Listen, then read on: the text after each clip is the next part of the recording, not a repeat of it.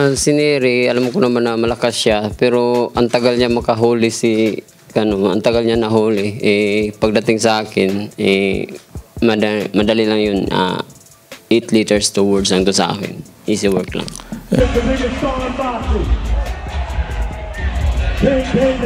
Yo mga kabusing, isang buwan na lang ang paghahanda sa muling pagbabalik sa angas ng Pinas General Casimero kontra Japanese Kyunosuke Kamida. Sa pagkakataong ito ay minabuti nga po ng Team Casimero nasa Japan na mag-training. Makikita nga po natin sa kanilang Facebook page, Wadroalas It's My Boy, na nagsashadow boxing itong si Casimero sa gitna ng kalsada sa Japan. Kahit isa lamang itong tune-up fight ni Casimero, ay dapat talaga nitong maipanalo ng impresibo ang laban kontra Kyunosuke Kamida, sapagkat ito ang unang hakbang para makuha nito ang inaasam na laban kontra Naoya Inoue. Sa sinagawang presko nga po ni Casimero at Kamida, ay sinabi nga po ni Casimero na malakas si Luis Neri, pero matagal daw nitong nahuli itong si Kamida at manakaut. Pero sa kanya daw ay magiging madali lamang, easy fight. Yeah, first round, first round, only 30 seconds, finish. Pero alam nyo ba mga kabusing, matapos nga pong matalo itong si Kamida sa kamay ni Luis Neri, ay talagang nainis ito sa kanyang sarili at nasaktan. Ayon nga po nitong si Kyunosuke Kamida, nainis ito dahil si Neri lamang ang boksingerong talagang pinabagsak siya. Mas masakit pa daw dahil sobrang tiwala nito sa kanyang sarili na matatalo nito si Luis Neri sa kanilang laban. Kung saan matapos matalo ba yan knockout kay Luis Neri, ay gusto nitong makarimat si Neri balang araw daw kung lalakas na daw siya. Kaya ito na ang pagkakataon ni Kyunosuke na ipakita kung lumakas ba siya, kung kaya ba nitong talunin si Casimero via knockout. Dahil sa kanyang huling laban kontra Picasso, ay natalo nga po ito via majority decision, kung saan nagkasundo naman itong si Kyunosuke at Casimero na ipupusta nila ang buong bayad sa kanila sa laban. Ikura kakemasu? Hai. Fight nga ni, omae zenbu kakeru ya, ja. Nara, imodong timbok pet money do. Ipusta. Let's go. Let's go. Yaru ka? Yaru ka? Yeah.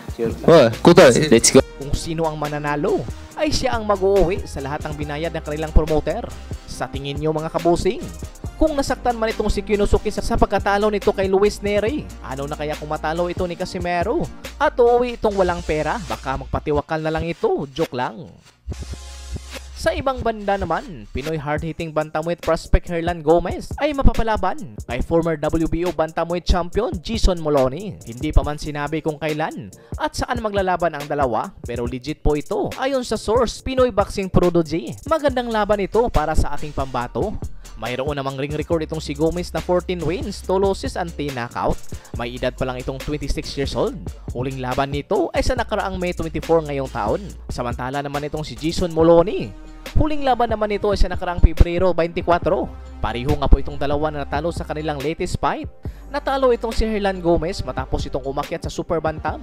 At nakalaban ito ang isang undefeated Tanzanian na si Kulolo Amiri. Natalo ito via unanimous decision. Samantala naman itong si Jason Moloney ay galing nga po ito sa dalawang makasunod na talo. Galing kina Yoshiki Taki at Tenshin Nasukawa via unanimous decision. Isa itong matinding hamon para sa ating pambato dahil hindi basta-basta itong si Jason Moloney, isang matibay at magaling na fighter. Mayroon naman itong ring record na 27 wins, 4 losses and 19 knockout. Ang nag-iisang boksingerong tumalo nito via knockout ay si Naoya Inoue lamang. Samantala naman, muli nga po nagharap itong sina Tank Davis at Jake Paul para sa isang press conference kung saan pumalag na itong si Tank Davis. Una nga po itong nagbigay ng kontak dito kay Jake Paul dahil sa kanilang unang face-off ay parang walang gana itong si Tank Davis. Pero ngayon ay una nga po itong nagbigay ng init sa kanilang tagpuan matapos tinulak nito si Jake Paul gamit ang dalawang kamay. Pero rumisback naman itong si Jake Paul. Tinulak naman ito si Tank Davis gamit ang isang kamay lamang. Talagang pinapainit na nila ang kanilang paparating na laban. Isa rin sa umagaw eksena. Kung matalas ang inyong paningin ay may lumitaw nga pong kabuti. Pansin nyo ba mga kabusing? Samantala naman, pareho nga po itong dalawa na mataas ang tiwala sa sarili na kaya nilang manalo sa laban, kung saan nakasundo nga po itong si Tank Davis at Jake Paul na magpustahan sa laban. Hindi nga po biro ang amount sa dolyar na kanilang sinasabi, kaya abang-abang na lang tayo mga kabusing sa karagdagang balita.